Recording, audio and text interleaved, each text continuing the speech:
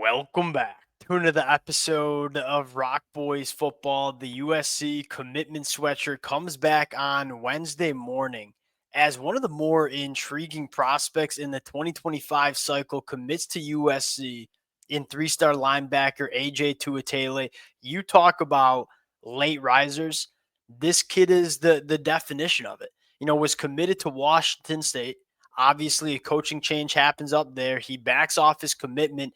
You saw a lot of programs come knocking on the door of AJ Tuitele late in the process, most notably USC and Texas. And you take a look at On Three. Hey, we'll pull it up. On Three has this kid as a four-star prospect, a top 150 kid in the country, the 15th best linebacker, the number one player in the state of Nevada.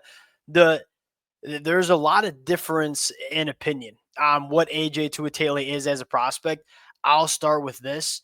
There's a lot of upside that should intrigue USC fans. And more than just the upside, I think the more interesting conversation to have here is that there's a very clear shift in terms of the kind of linebacker that Danton Lynn wants to put on this USC defense. I mean, you look at guys like Mason Cobb and Easton Mascarenas Arnold, they were, a little bit shorter.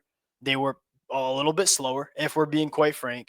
You look at some of the linebackers coming into this program, right? You have Eric Gentry, who's about as long of a linebacker as you'll see in the country, certainly one of the best athletes in the country.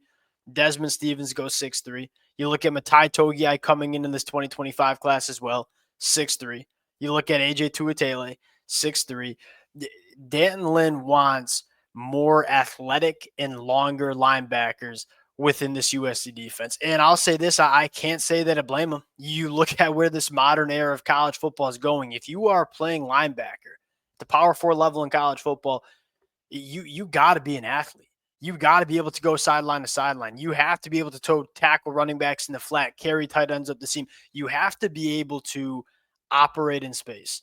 And you look at guys like Mason Cobb and Easton Mascarenas Arnold, they just weren't good enough athletes to do all the things that you have to do at that off-ball linebacker position in this era of college football. Because you look at opposing offenses, what is the name of the game for offenses at the college football level, whether it's the Big Ten, whether it's the SEC?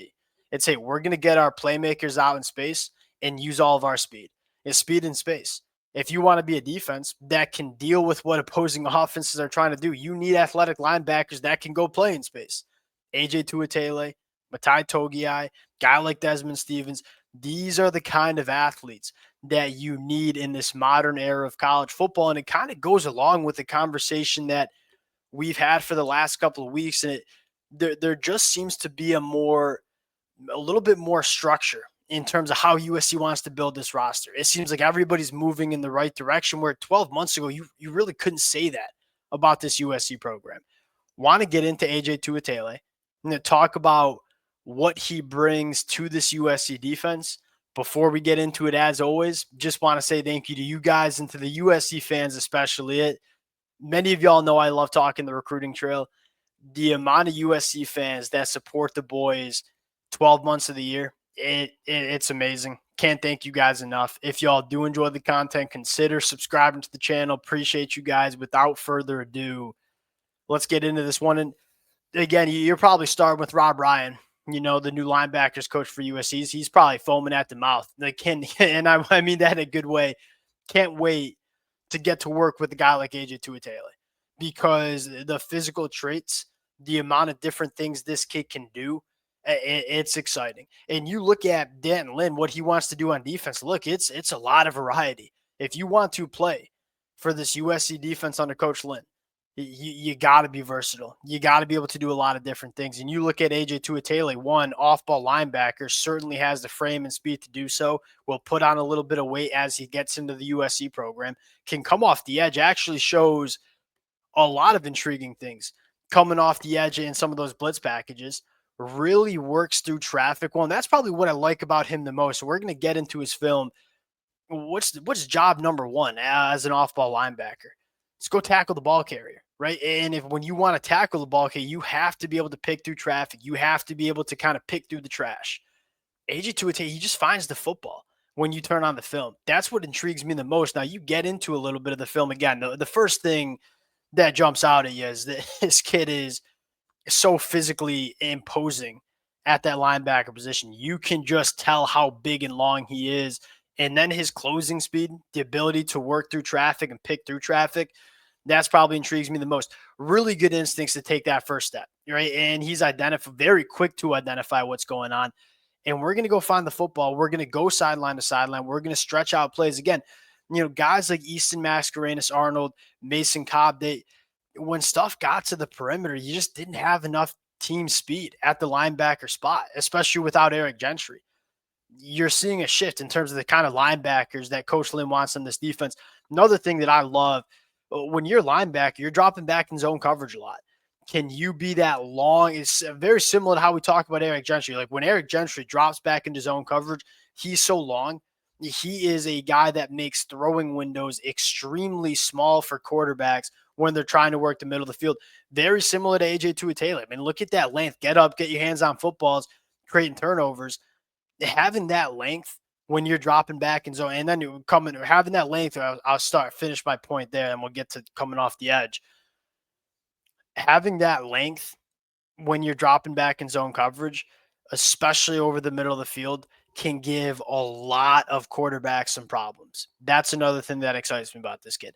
And you see him coming off the edge. This was something that you'll see on the film a lot, and he's really good at doing so, right? Really good first step. He has that length to give offensive tackles problems. And look at this little dip of the shoulder here.